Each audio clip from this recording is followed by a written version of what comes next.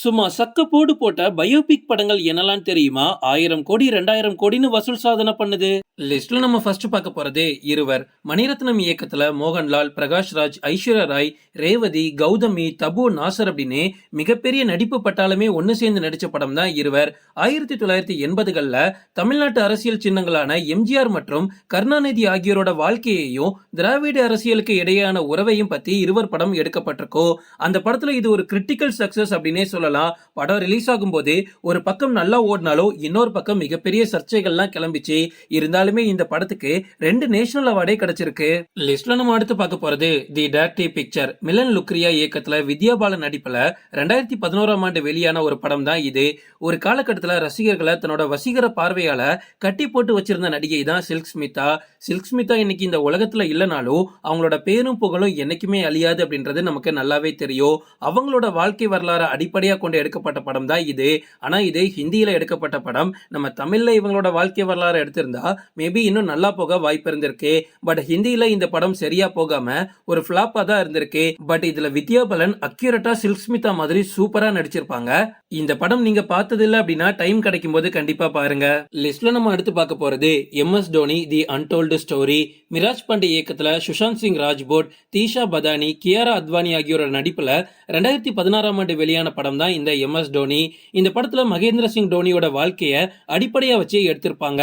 இந்த படம் ரசிகர்கள் மத்தியில எவ்வளவு பெரிய வரவேற்பை வாங்கிச்சுன்னு நமக்கே நல்லாவே தெரியும். இது வரைக்குமே இறந்து போன ஒருத்தரோட பயோபிக்க பார்த்துட்டு இருந்த மக்களுக்கு உயிரோட இருக்கிற, அதுவும் நம்ம எல்லாருக்குமே ரொம்ப பிடிச்ச MS தோனியோட பயோபிக் பார்த்தது ஒரு புதுவிதமான அனுபவமா இருந்துச்சு. கிரிக்கெட் பிளேயரை பத்தி பார்க்கும்போது ஏதோ கிரிக்கெட்டை காமிக்க போறாங்கன்னு பார்த்தா உண்மையாவே ஒரு மனுஷனோட வாழ்க்கையில நடக்கிற நிறைய விஷயங்களை காமிச்சதுதான் இந்த படத்தோட மிகப்பெரிய சக்சஸ்க்கு காரணம். சச்சினோட பயோபிக் படத்துல இத பண்றதுக்கு தான் அவங்க தவறிட்டாங்க. இல்லனா அந்த படமுமே சூப்பர் டூப்பர் ஹிட் ஆயிருக்கும். லிஸ்ட்ல நம்ம அடுத்து பார்க்க போறது தங்கல். இப்படி ஒரு ஸ்போர்ட்ஸ் பிலிம் இது வரைக்கும் நான் பார்த்ததே கிடையாது.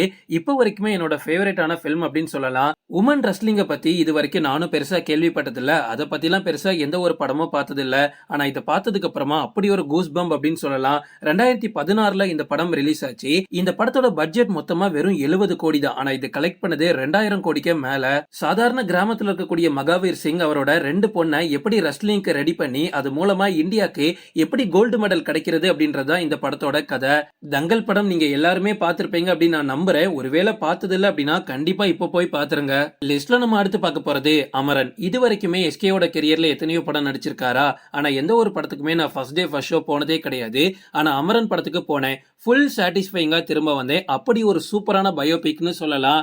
மேஜர் முகுந்த் அவர்களோட வாழ்க்கை வரலாறு எடுக்கப்பட்ட படம் தான் இது.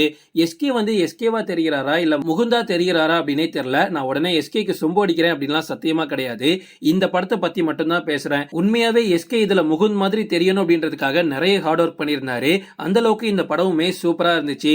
லவ்வா இருக்கட்டும், காமெடியா இருக்கட்டும், எமோஷன்ஸா இருக்கட்டும், வீரமா இருக்கட்டும், இது எல்லாத்தையுமே நமக்கு சூப்பரா காமிச்சிருந்தாங்க. தமிழ்ல ஒரு பயோபிக் படம் தியேட்டர்ல ரிலீஸ் ஆகி இவ்வளவு பெரிய சூப்பர் டூப்பர் ஹிட் ஆகும் அப்படின்னு நான் நினைச்சு கூட பார்க்கல. இந்த படம் இப்போ 300 கோடியை தாண்டி போயிட்டு இருக்கு. உண்மையாவே இப்படி ஒரு மாசான பயோபிக் கிடைச்சிருக்கிறதுக்கு எஸ்கே கொடுத்து வச்சிருக்கணும். ஓகே ஃப்ரெண்ட்ஸ், இதோட நான் இந்த வீடியோ முடிச்சுக்கிறேன். இப்போ நம்ம பார்த்த இந்த படங்கள்ல யாரோட பயோபிக் உங்களுக்கு ரொம்ப பிடிக்கும் அப்படின்றத கமெண்ட்ல சொல்லுங்க. ஓகே ஃப்ரெண்ட்ஸ், இதோட நான் இந்த வீடியோ முடிச்சுக்கிறேன். இன்னொரு இன்ட்ரெஸ்டிங்கான வீடியோல நம்ம சந்திக்கலாம். Stay tuned.